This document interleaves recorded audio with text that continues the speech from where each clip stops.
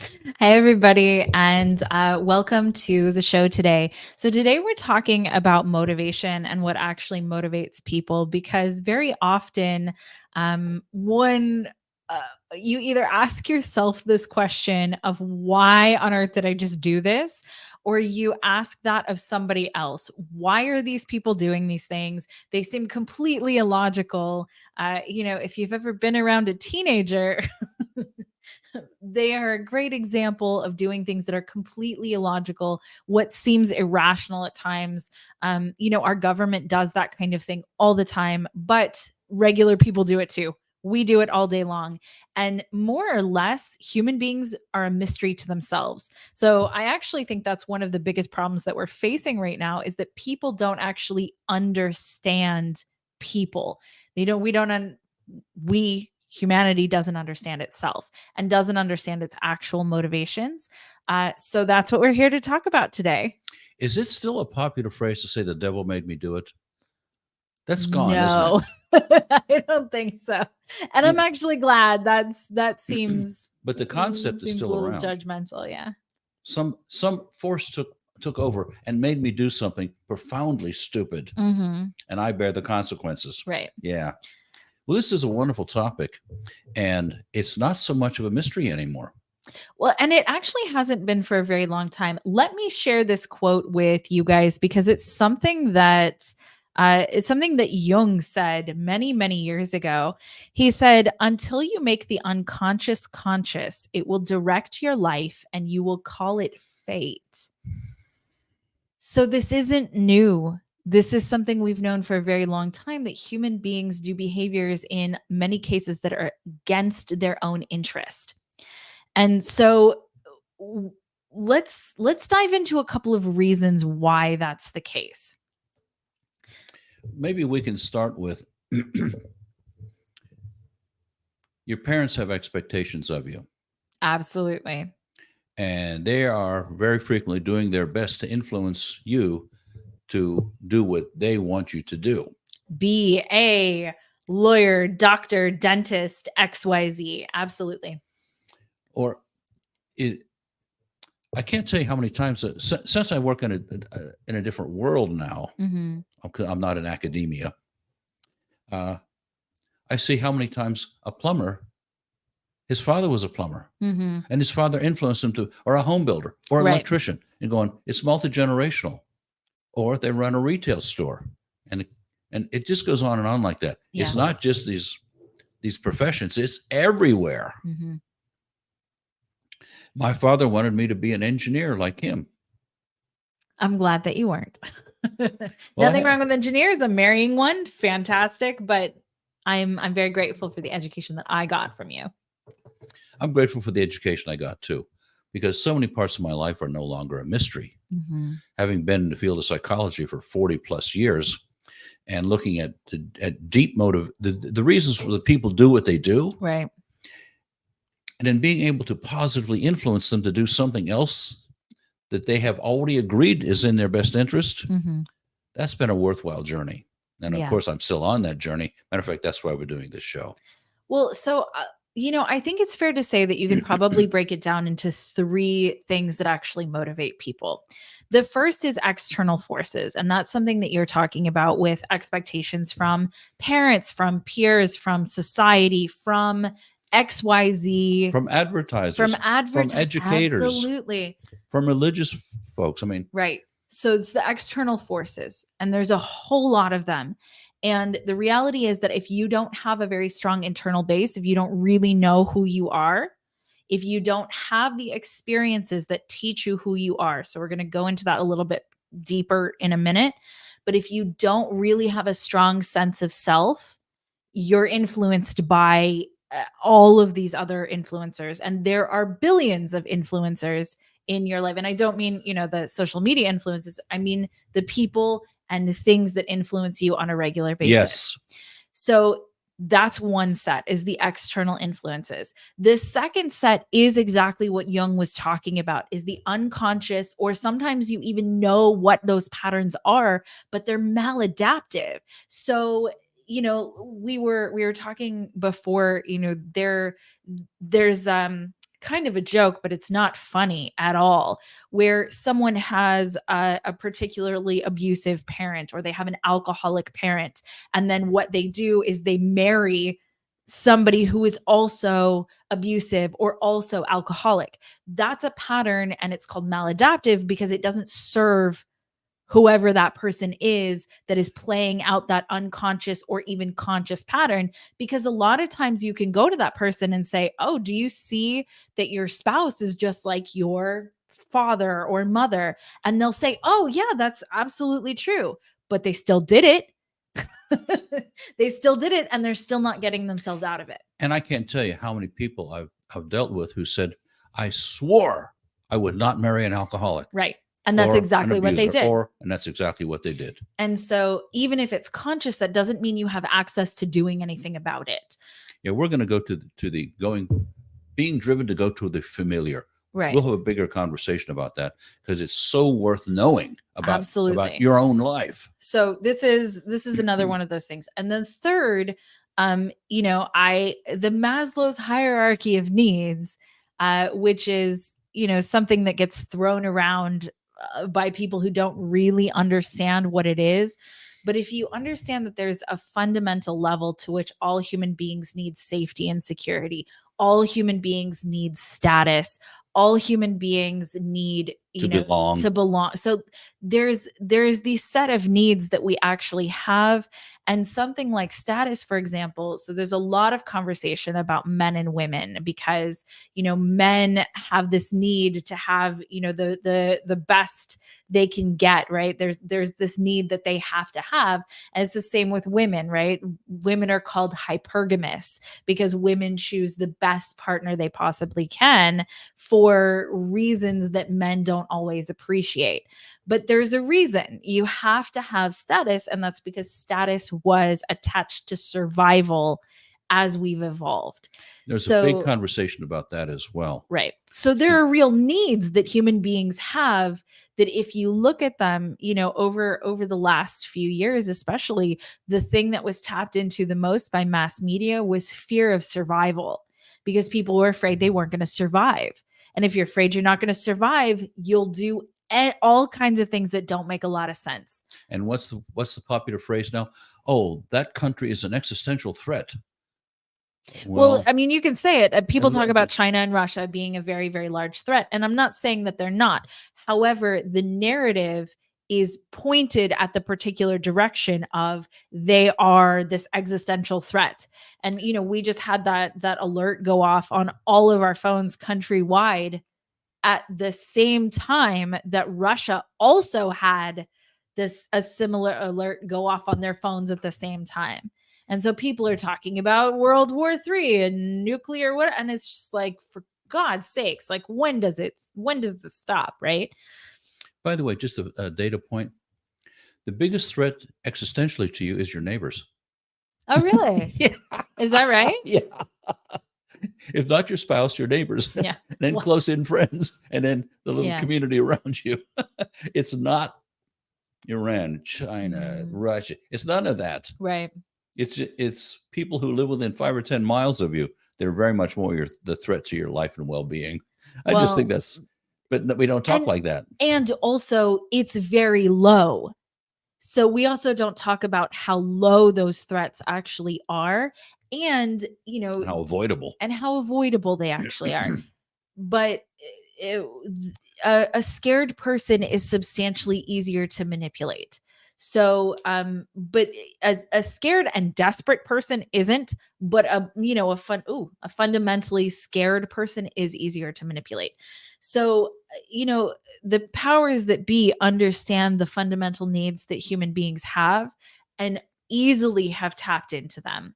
And so when you look at advertising, you can look at advertising on fundamental levels. So I think last time we talked about Coke, for example. Oh, so, God. People know that sodas are not good for them. I'm not saying anything wild and crazy here. Okay. Sodas are not good for you. So how does a company peddling something you don't need, how does it make it something that you need? Because you don't need it for food survival, right? That's not something you need for food survival. So what they do is very frequently they equate it to status. So you are and belonging, you're there with your friends, you're having a great time drinking a Coke. And so they had to equate it to a different need. And so the powers that be understand these needs really well, but human beings don't. How many average people, Maslow's hierarchy of needs, how long has that been around? At least 100, probably not 100 years. I think he was in the mid 50s, but I don't remember.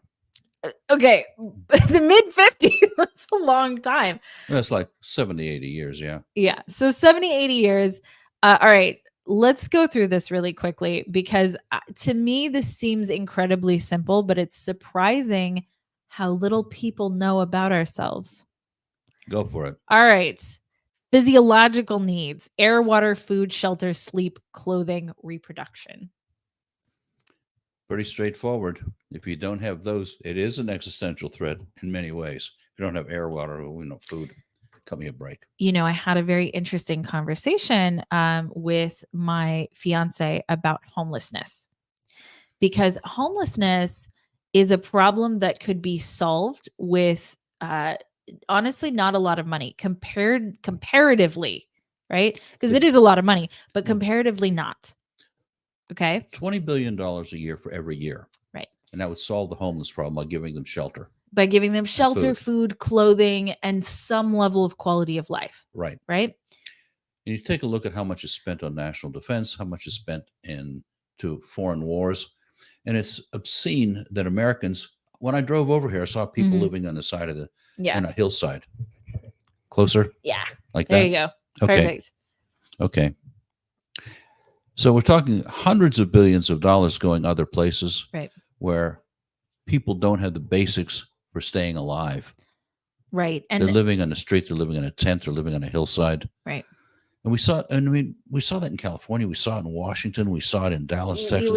We see it in every major city and in many minor cities. You see it. Yes. So you're looking at, how much has been given to Ukraine, right? So I've heard and a whole bunch of different numbers, but it's in the tens and probably hundreds of billions at this point. I heard 120 so far. Yeah. Billion. And so the last bill was for 24 billion that just got shot down by GOP. And so you're looking at that amount of money could fix homelessness, could eradicate homelessness, which is misery for people. Not just misery for the people who are experiencing it, but for the rest of us who are watching them more or less helplessly, because although I wish I had $20 billion laying around, I do not. So you're watching this mass misery. Okay. And it's getting worse and worse. Anytime you drive into a city, I don't know whether you guys are in the United States or not, if you're watching, but anytime you drive into a major city, there's tons of suffering, there's tons of homeless people.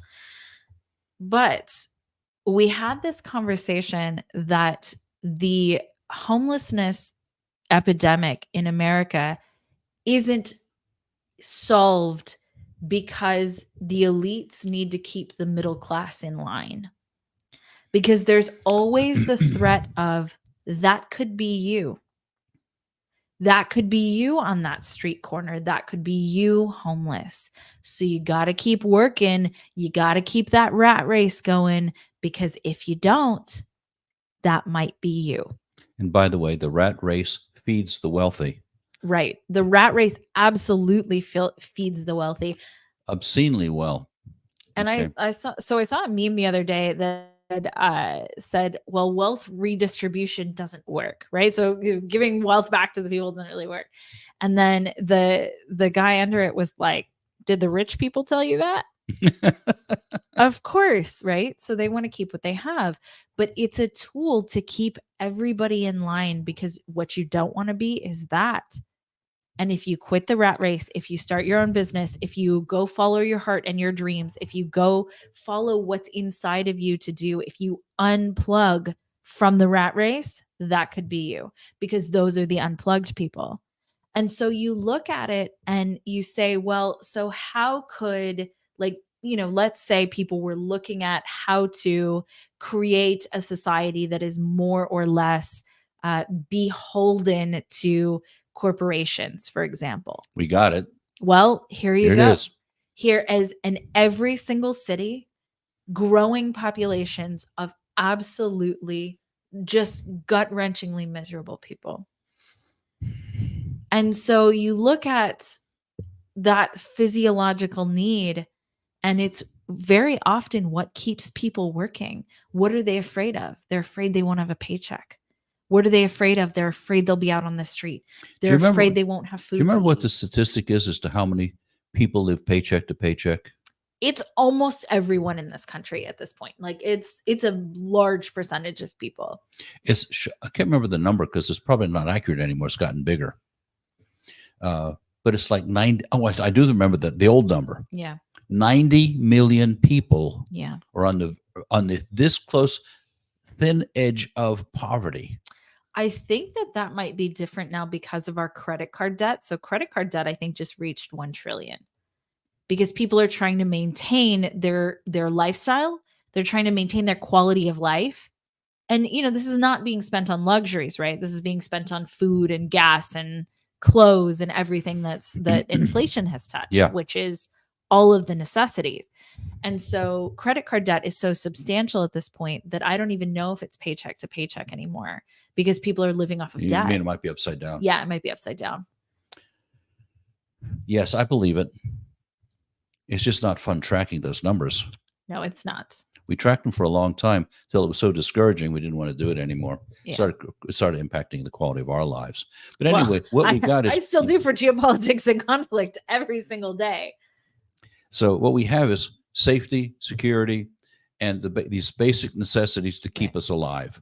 You got to have it. Those are existential threats. Well, and that is what was tapped into during the pandemic years. During the pandemic years, it was physiological safety. Are you going to die or are you going to live?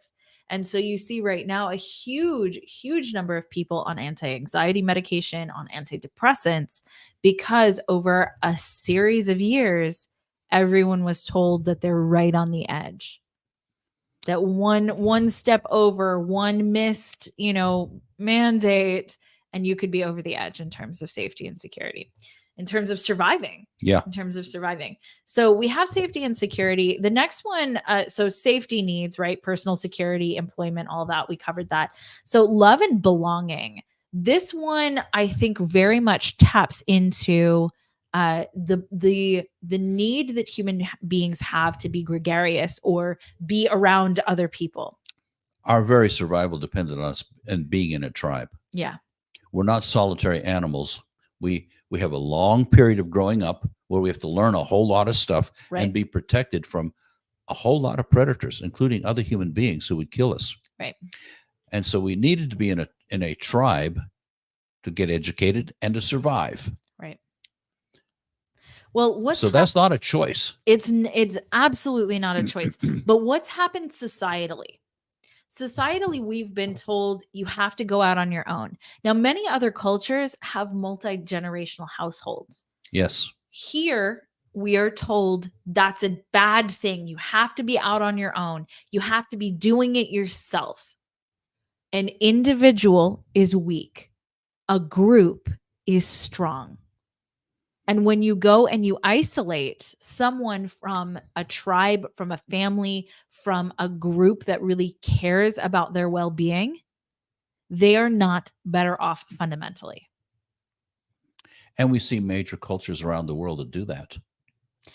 So, they have absolutely multifamily dwellings, and and inside the family, they collect wealth. Right. And they have it. Right. They have it. And because they understand how important it is to really be part of that group. And, some people don't have a good family. Okay. And that is the truth. They need to get away from their family. Some people really do need that. So I understand. And so this isn't a blanket statement, but in that case where you have to get away from your family, you must create that support structure for yourself somewhere else. Yes. Because you must have it no matter what. And we see a lot of maladaptive things happen in this case when we aren't in a tribal society, right? So now that we've evolved out of that, we see a lot of maladaptive patterns. One of those things are to try and to so we talked about here like celebrity worship or hero worship, right? Because we need to feel that someone more powerful is taking care of us. That has to do with parentals. When you're a child, you must have someone that is stronger and older taking care of you, or you will not survive. And so that gets carried on into the rest of your life. But most of us don't have anybody like that, don't have someone stronger or wealthier or more powerful, whatever, than or more us, knowledgeable, or knows, or more knowledgeable. In most cases, the hierarchies that people have are in their workplace. So, they're they have this and they have status. a boss, and then they have this and they have this. But does your boss have your best interest at heart? Does your boss have your best interest at heart? Sometimes, Sometimes but it's true. It's not across the board. right. And I've been in more than 100 companies doing consulting projects, and I've seen management who really did care. Absolutely. That was not the rule, though. Well, the rule was you're here to serve the boss, right. and the boss layers of management, but they're there to serve the shareholders who get the money. Right. So the people in that circumstance who are actually cared about are the people at the top, not the people in the pyramid on the way down. And so, and most people feel that, right? When there's layoffs in a company, for example, the energy of that company becomes very honest about the fact that pretty much everyone is expendable. And it's a like real come to Jesus, because a lot of companies are like, well, when you're here, you're family. No, you're not. They if there's a if there is a reason to get rid of you, they will. Yes. So that is not true belonging. Talk Even about if you feel like it is. mystical thinking. No, you're not in a family. Right. And they might try to foster that. Matter of fact, I've seen it many times, but they can't live it in the economic reality that we live in. If the survival of the company is right, get rid of these people, you're going to get rid of them. Yeah. Because you, as an executive in the company, you serve the shareholders, not the employees. Yeah. So anyway, so you have to build. It's no wonder to me that churches, absolutely, matter of fact, very rigid churches do real well. Yep. Because you comply with what they say or pretend to, which I think is a lot of it, but you do belong. Right. And they treat you like you belong. Right. And there is, so in terms of belonging, people tend to do better with some kind of path to success for belonging. So very often you see this people pleasing. So if you guys have ever been a people pleaser, or if you've ever seen someone be a people pleaser, there is a fundamental piece of this that they don't know how to build authentically. So, people pleasers are people who they go out of their way to do what you want, to do what they think you want done. Right. And to say the things you want to hear. In a way that is, to be honest, sometimes disingenuous. Frequently goes against their own interests. Because really, you don't want people to go against their own interests. That's not good for you, and it's not good for them, for someone to go against their own interest. So people pleasing is to a self-destructive level, wanting to do the thing that you believe somebody else will want. What do you think the pressure to get grades in school is all about? Absolutely. And how many people absolutely rebel against it because they understand they can't win in that system. Right. Now, if you're an A student, you win. But if you're anything less than that, you're not winning. Right. Well, matter of fact, your life is being diminished by being told that you're stupid, unintelligent, lazy, never going to amount to anything, never going to be anything. But the truth is, you just don't. That system doesn't work for you. Right. And so kissing up doesn't really work for. No, I've seen it work for people. I got to.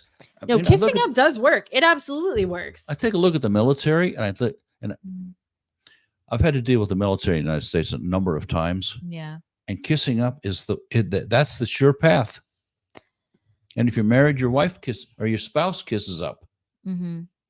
and that's how you get. That's how people go through the ranks of going. Where's the merit? As opposed to kissing up, Yeah. it's probably complicated. It's probably both enter into it.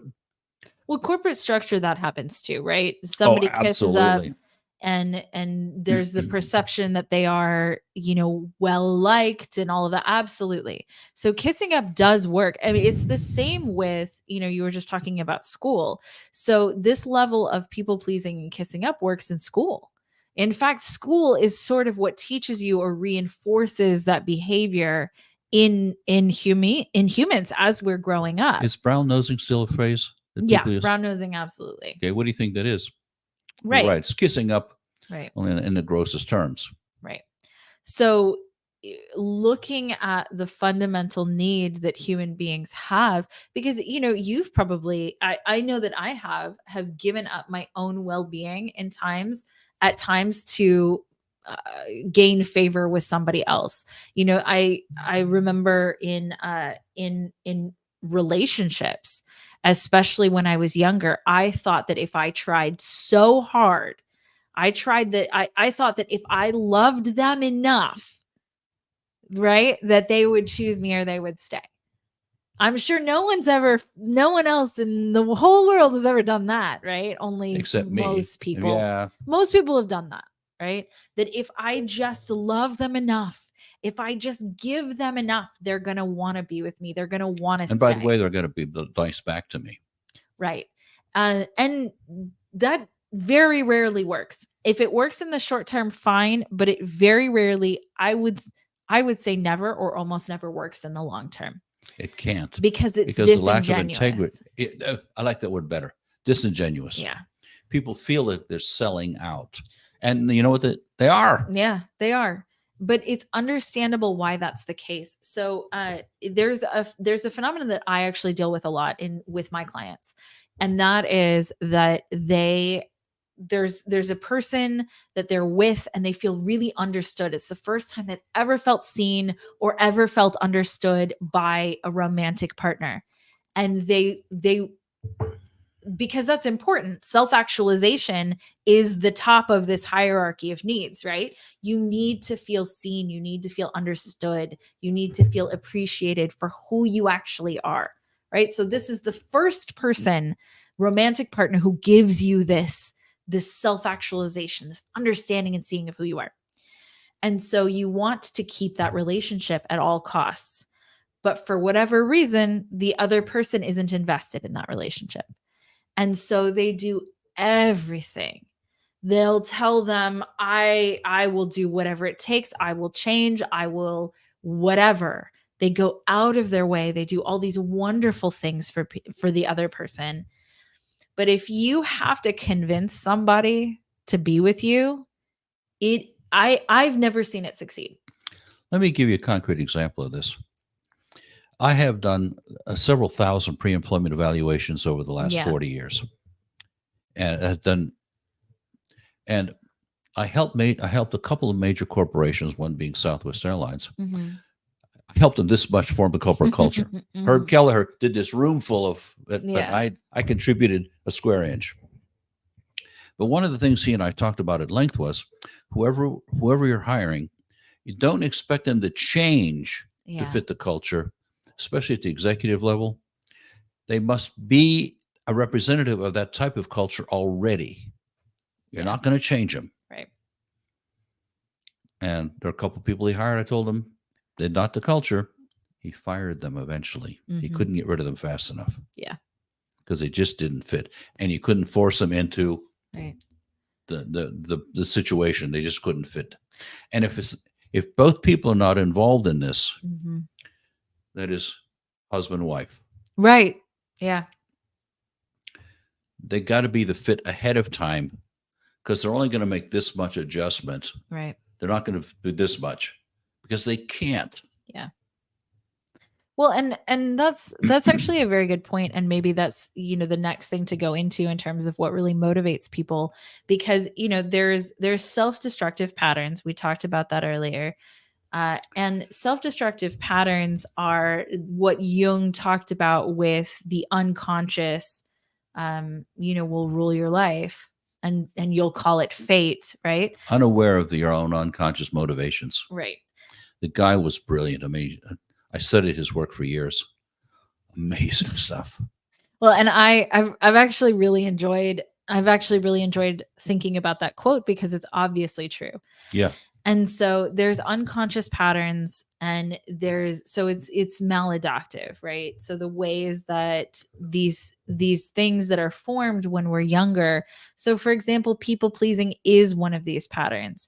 Yes, does it fulfill a human need, but that may have been as you were growing up trying to make your mom happy under any circumstance. Let's talk about what's underneath that. Great. Is what formed this pattern as you were growing up. And it might have worked there. It might have worked there. In fact, it probably did to some extent work there. What human beings need to do to survive, and it's not just human beings, it's a lot of creatures, Yeah. they need to put cause and effect together. Yeah. They need to know what leads to what. If I do this, what's going to happen? Right. And so you form a whole lot of those things as a child. Mm-hmm. Now, the cause and effect you put together at age 5 is not the one you're going to put together at age 30. Right. But you're stuck with the one at age 5 because it's never been examined.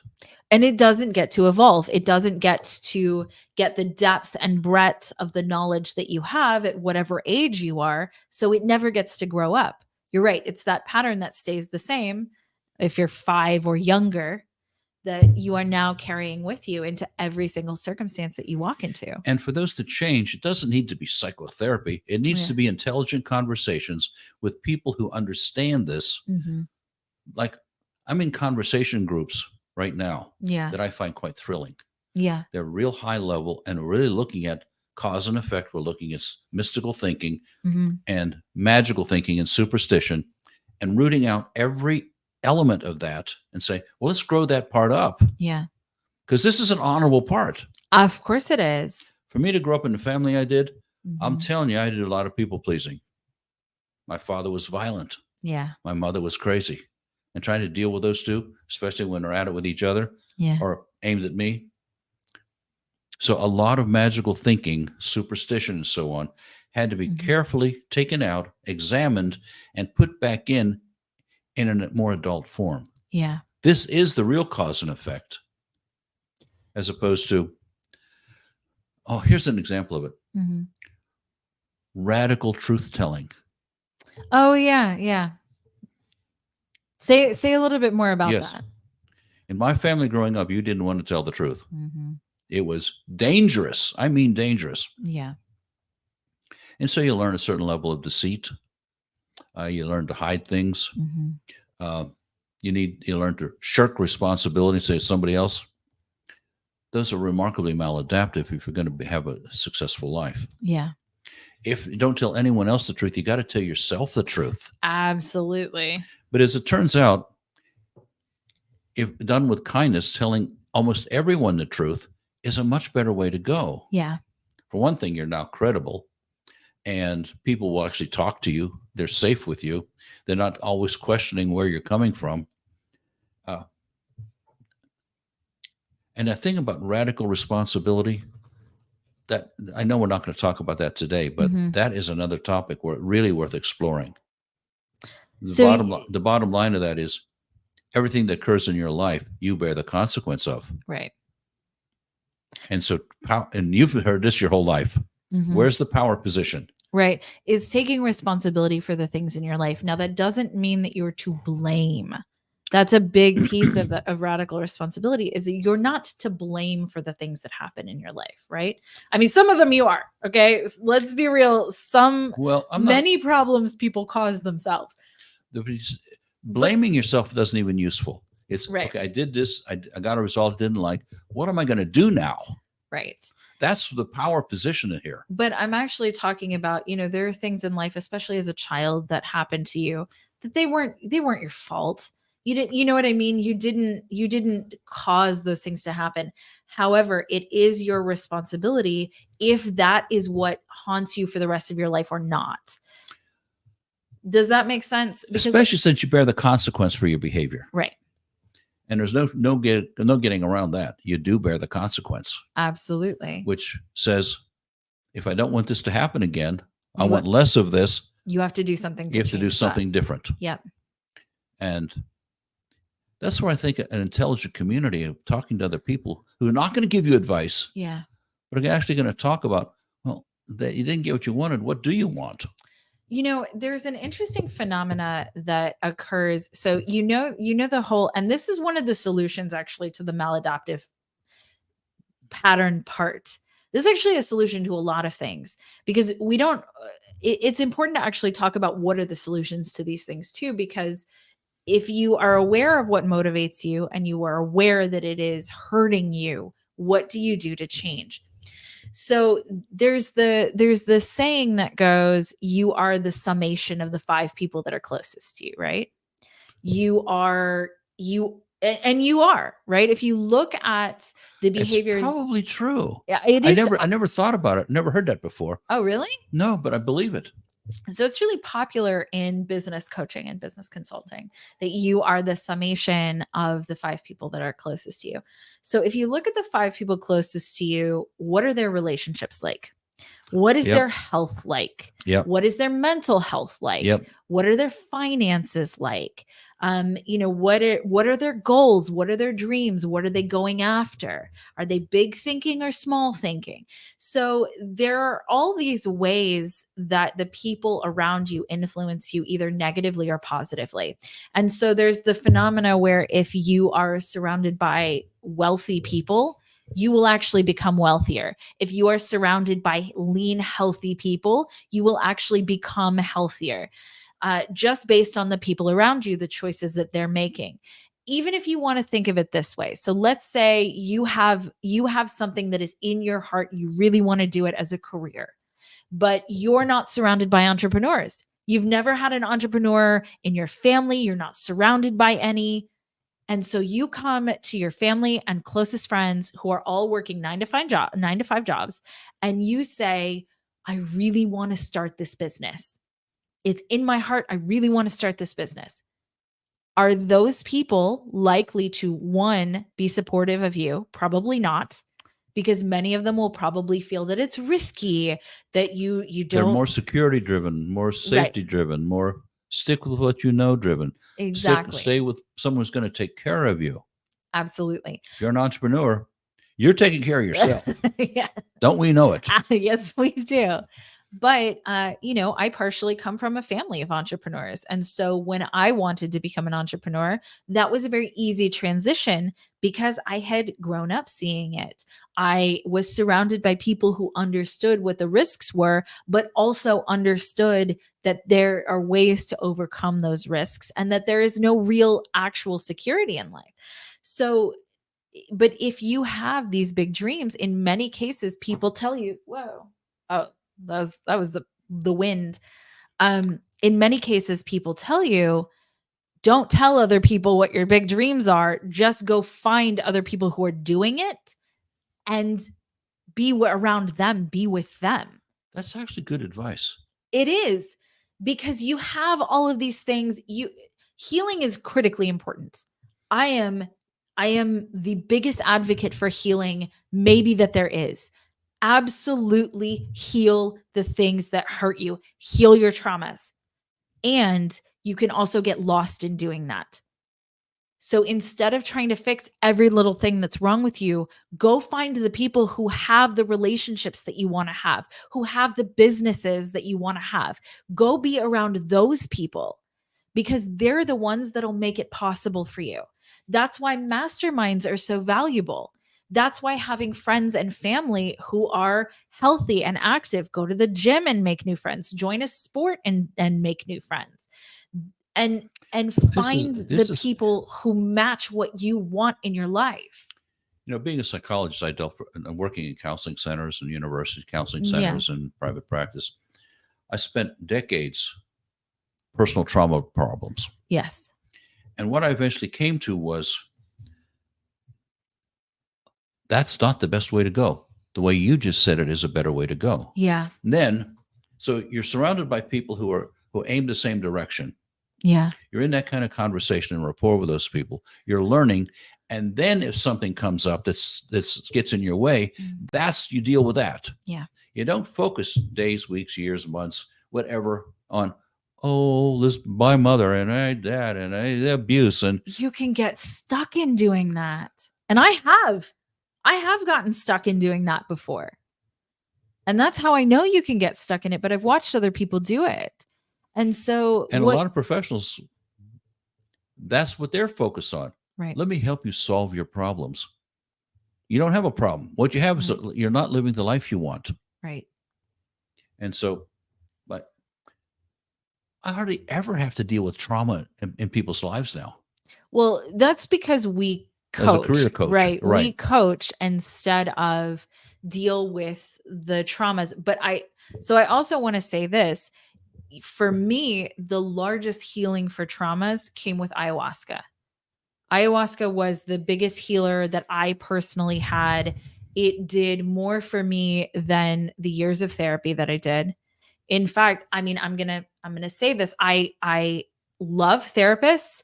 I think that they're phenomenal, but I did not get any benefit out of going to therapists. It was, for me, that was not the right course, though I would never discourage someone from going. I think that's very important. If you feel that that's the right course for you, absolutely do it. But for me, that was the biggest change. It was the ayahuasca. It was the ayahuasca experiences that I had. As you know, because you helped me do it, ayahuasca was, I did 3 journeys, phenomenal success, followed by 6 ketamine journeys. Yeah. And you talk about profound change without a lot of trauma, without digging around, without drudging up the past. Talking about it, thinking about it nonstop. But yeah, absolutely. And it's been some time since I did my last one, but I'm watching the changes continue to occur. Yeah. And I'm not putting effort into it. But anxiety, none. Depression, none. Fear. I should feel more fear than I do. That's a joke. Yeah. But I don't. Matter of fact, I've taken ownership in my life at a level I didn't even know was possible. Yeah. And a lot of mythology, superstition, things that I'd made up to comfort myself are no longer justified. Yeah. It really has gone the route of especially ketamine took me to a place of radical responsibility. I own everything that happens in my life close in. Right. Now, do I run the economy? No. But the close in things that are 99% of what I do, right, I own those. And I'm finding myself ever increasingly more effective at getting them done. So, yeah, do I think it's a good course of action? If you're drawn to it. Right. If you're not drawn to it, you're not drawn to it. I agree. And so people say, well, do you recommend it? No, I never recommend anything to anybody ever under any circumstance. Absolutely.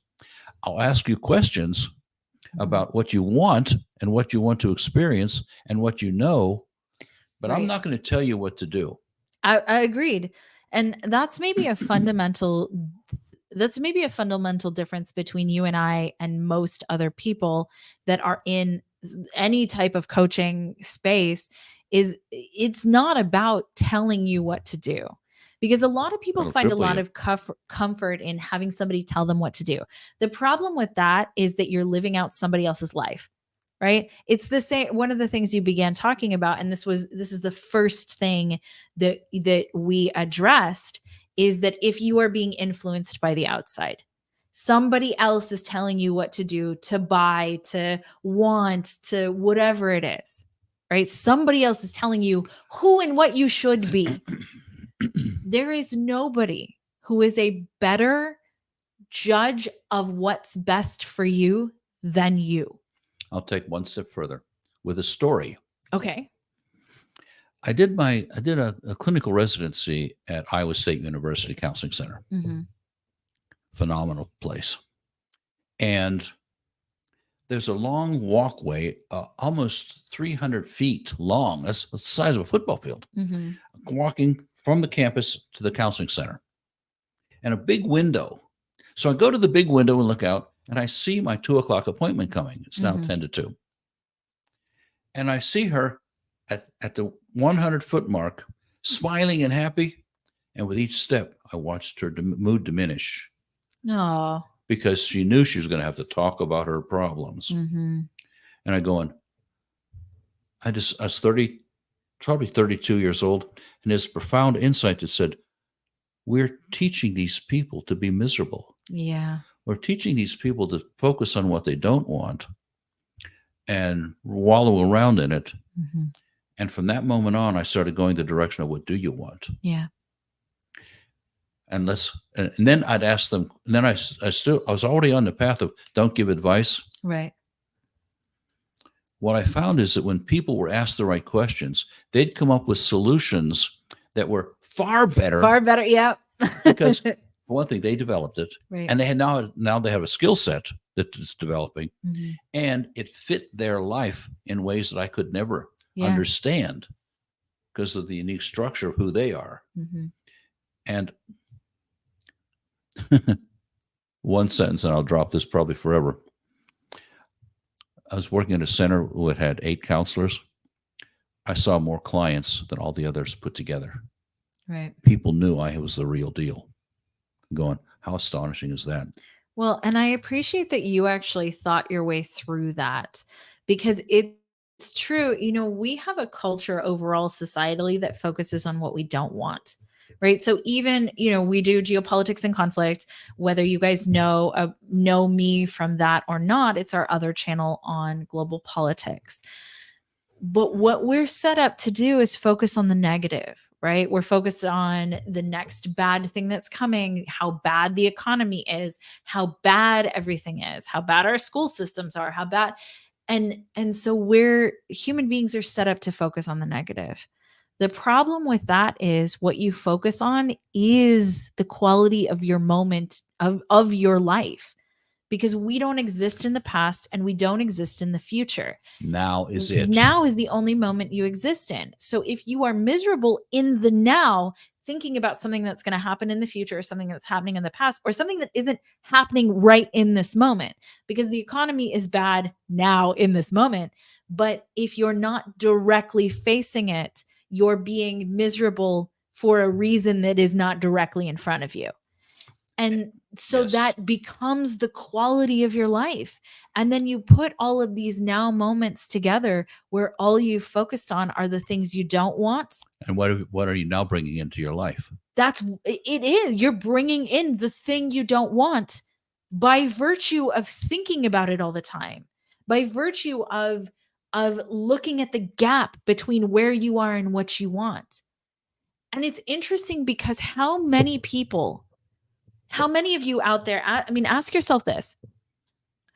Is there an area, it can even just be one single area in your life where you currently have something right now that you wanted in the past, that in the past you would have died to have, and you are not appreciating whatever that is?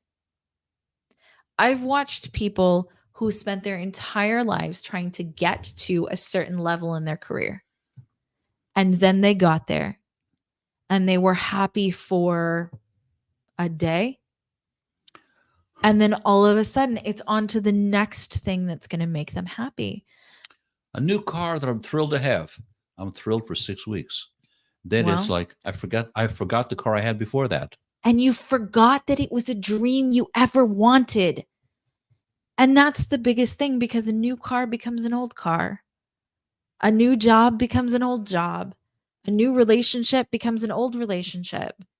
And so the thing that you have now, because people used to say, I actually used to get very angry with people who said it's all about the journey.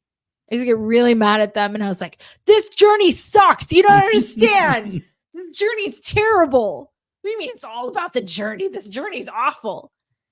But then if you somebody out there would die to have your life, no matter how bad you seem to think it is, somebody out there would die to have your life.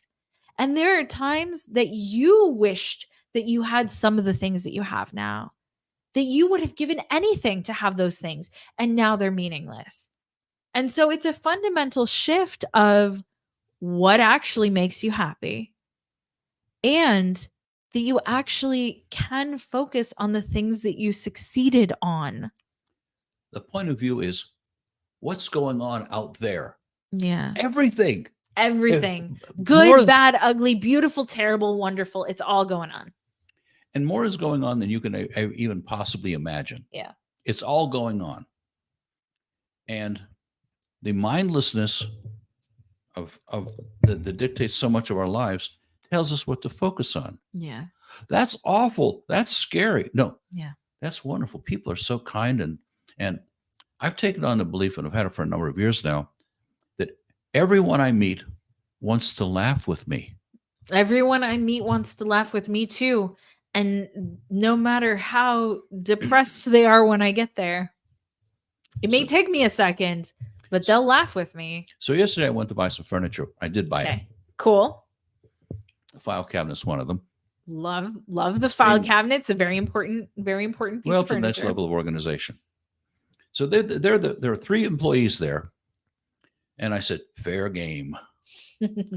So I start playing with them, and there was one black guy there, and I said, I want your advice on something, because I did something and I might have been stupid. Mm-hmm.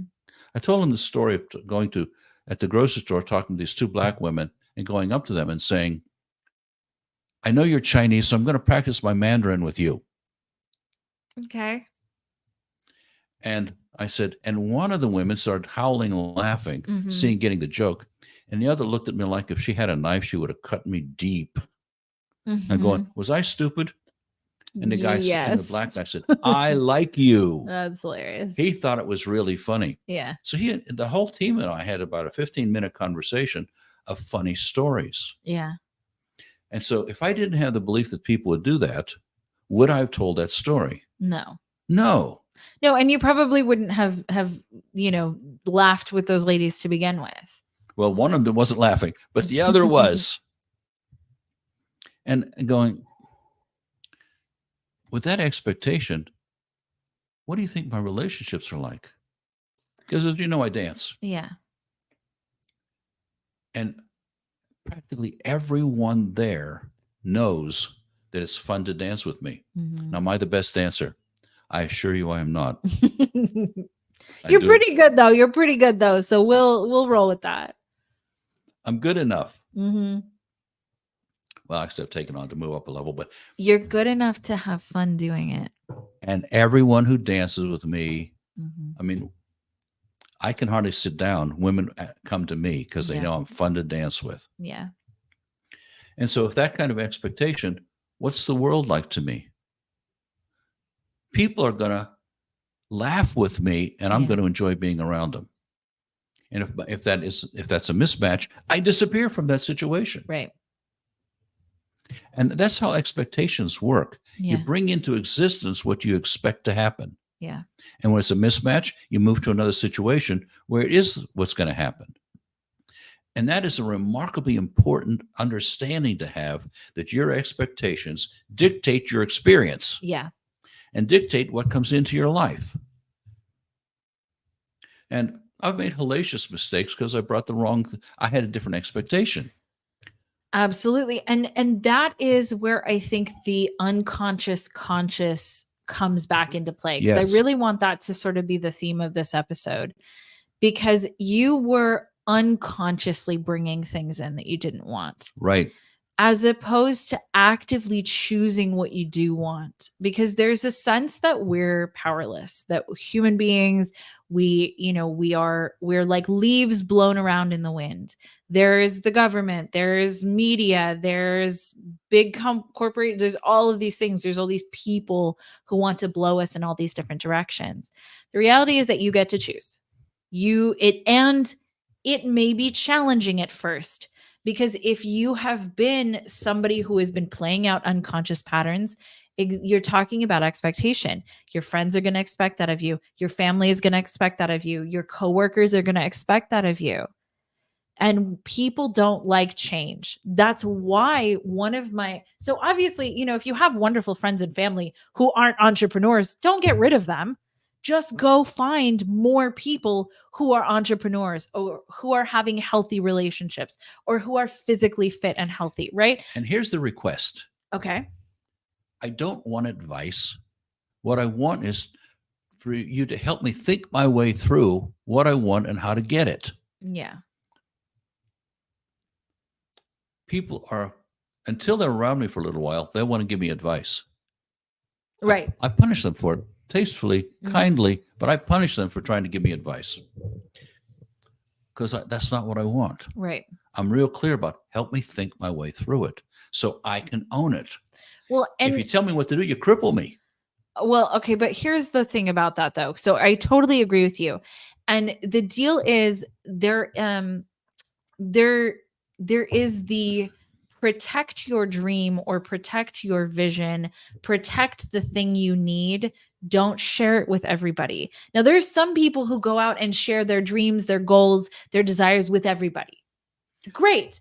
That works for them. Fantastic. But for the most part, you're not going to find unanimous support for something from everybody.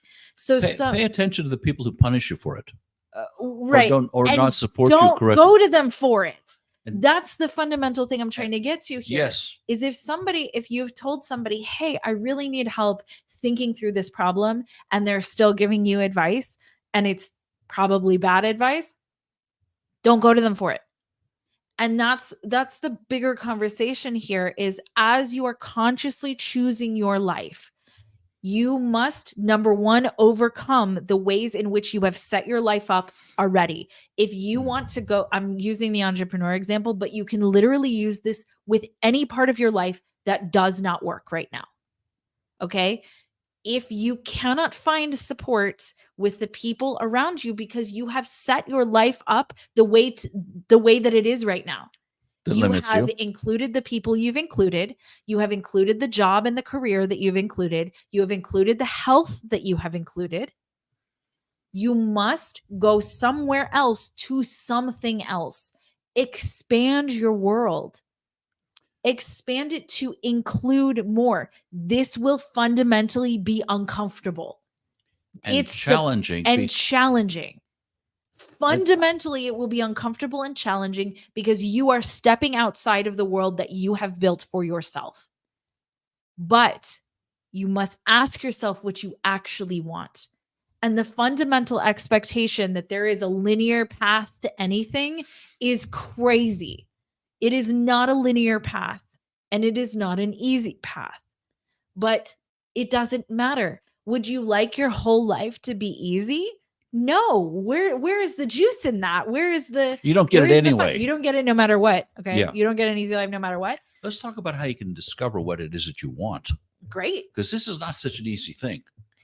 And if you're going to take real responsibility, because you have it anyway, whether you know it or not, you must have the thing of, do I want more of it or less of it? Yeah.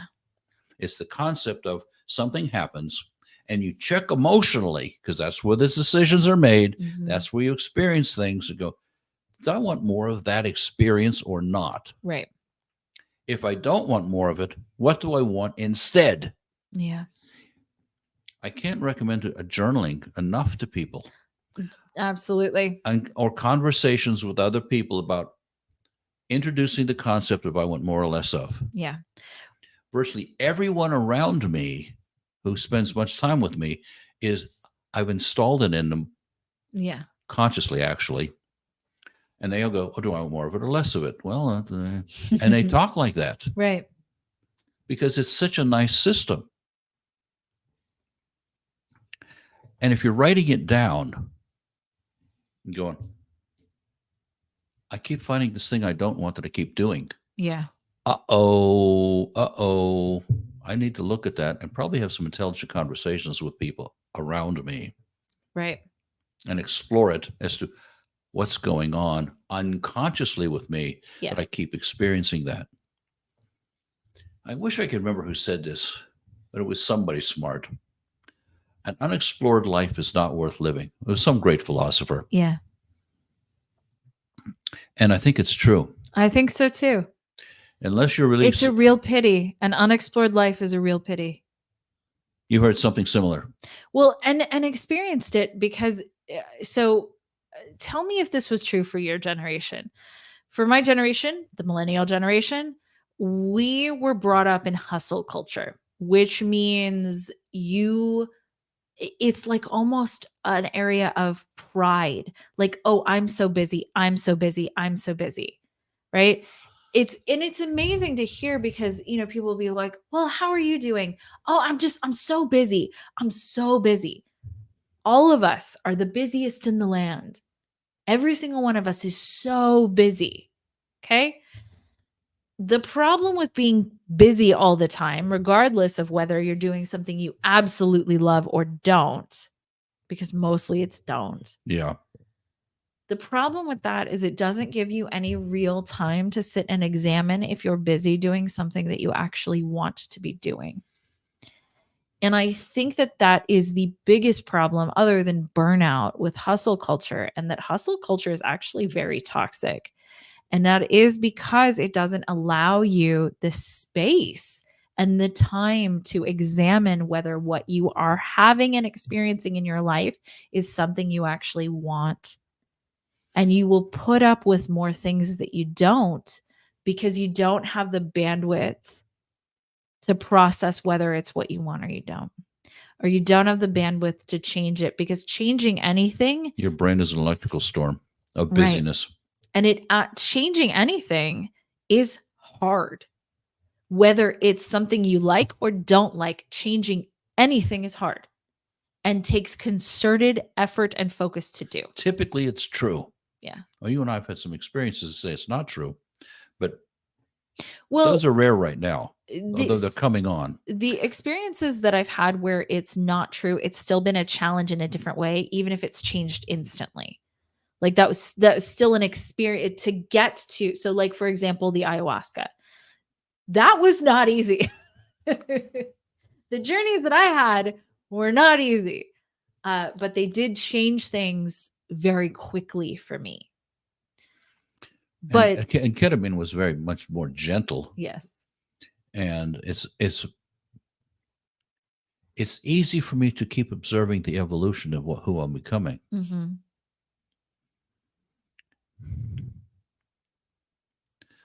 Yeah. I don't want to.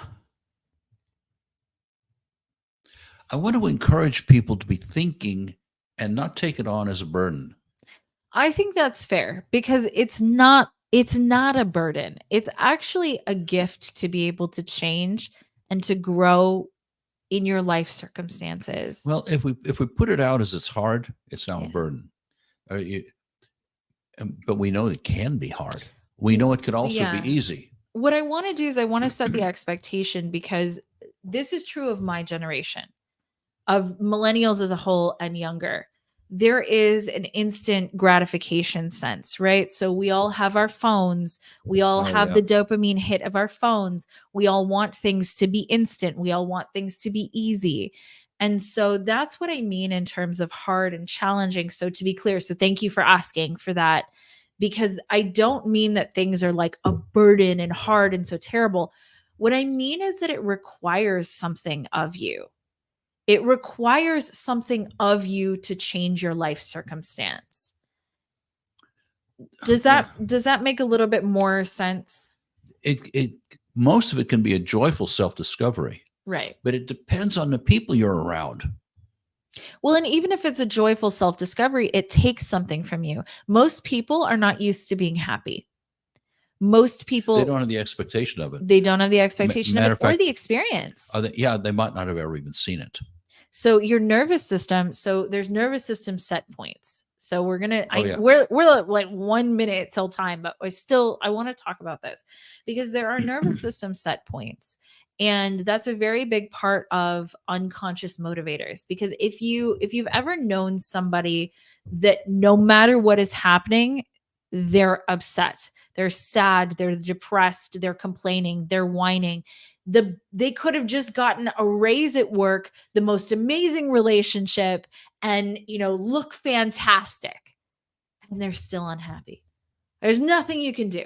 They're still stressed out. They're still unhappy. Or worse, you watch that person bring things into their lives over and over and over again that stress them out or that make them unhappy. This whole thing of set points has to Yeah. do with, it's primarily in utero.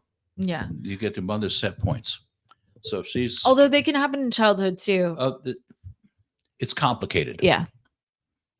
But what happens is the mother has a particular physiology Mm-hmm. based on her experience.